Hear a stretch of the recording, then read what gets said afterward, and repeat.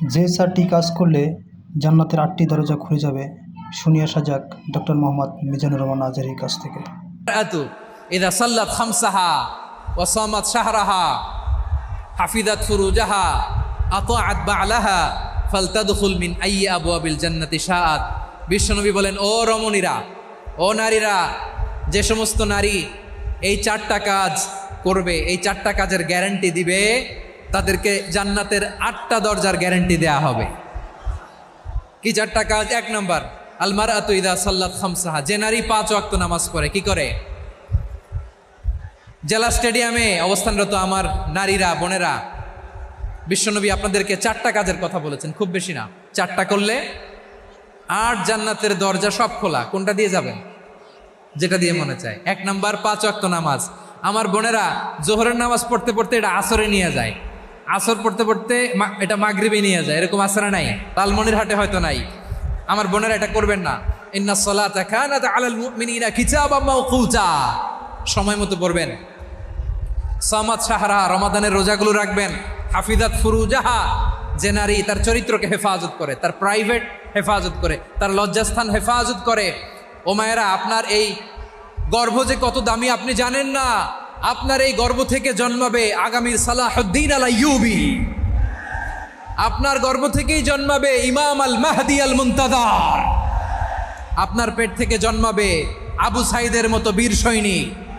আপনার পেট থেকে জন্মাবে মুগ্ধের মতো বীর মুজাহিদ। আপনি জানেন না কে আসবে আপনার পেট থেকে। সময়টাকে কাজে লাগান, ইসলামকে বোঝেন, মানেন, আমাদের ইসলামিক লেকচারগুলো শোনেন। আমরা যে বার্তাগুলো, ইনস্ট্রাকশনগুলো, দিক নির্দেশনাগুলো আপনাদের খেদমতে রাখি, এগুলো মেনে চলুন। আপনিই পারেন আপনার ঘরটাকে জান্নাতের টুকরা বানাতে। একটা family, it's a very big institution and you are the MD, the managing director of this institution. চিল্লায় বলেন ঠিক কিনা? চাইলেই পারেন ঘরটারে জান্নাতের টুকরা বানাতে। 5 ওয়াক্ত সালাত, রমাদানের রোজা, নিজের চরিত্রের হেফাজত, ও আতাআত বা'লাহা, স্বামীর আনুগত্য। এটাতে অনেকে ভুল করে থাকে। হায় রে আমার বোনেরা, স্বামীর আনুগত্যকে এটা নিজের অপমান মনে করবেন না। আপনার স্বামী আপনার সবচেয়ে বড় গার্ডিয়ান, তিনি আপনার সবচেয়ে ভালো চায়। নারী কখনো গার্ডিয়ানশিপের বাইরে থাকতে পারে না। হয় আপনি বাবার গার্ডিয়ানশিপের ভেতরে, বাপ না থাকলে ভাই আপনার গার্ডিয়ান, ভাই না থাকলে চাচা গার্ডিয়ান, বিয়ের পরে আপনার স্বামী আপনার গার্ডিয়ান। শরিয়া সম্মত স্বামীর আদেশগুলো আপনি মেনে চলবেন, কিন্তু শরিয়া বিরুদ্ধ কোনো আদেশ মানতে আপনি বাধ্য নয়। আওয়াজ করে বলুন সবাই ঠিক কিনা?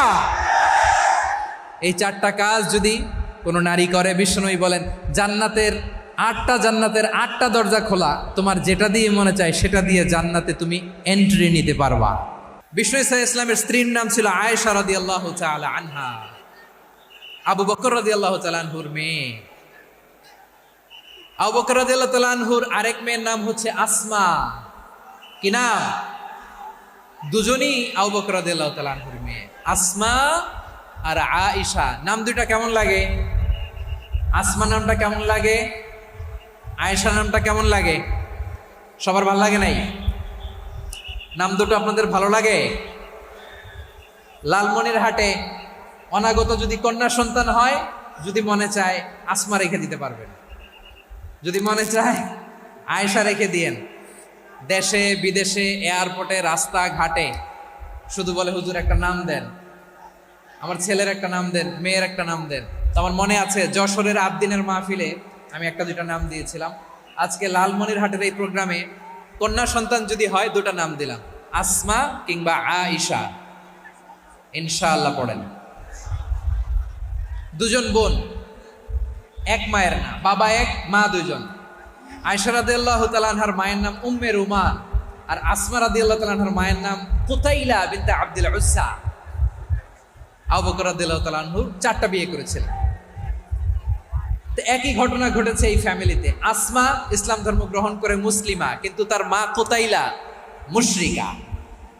আই রিপিট, বোঝার জন্য আমি আবারও বলি, আসমা রাদিয়াল্লাহু তাআলা আনহা মুসলিমা, আর আসমার মা কুতাইলা। আওয়াজ করে বুঝে থাকলে বলেন, আসমার মা মুশরিকা। তার মানে মেয়ে মুসলিম, মা অমুসলিম। ভেজাল আছে না নাই? কিন্তু কুতাইলা আর ধৈর্য ধারণ করতে পারে না।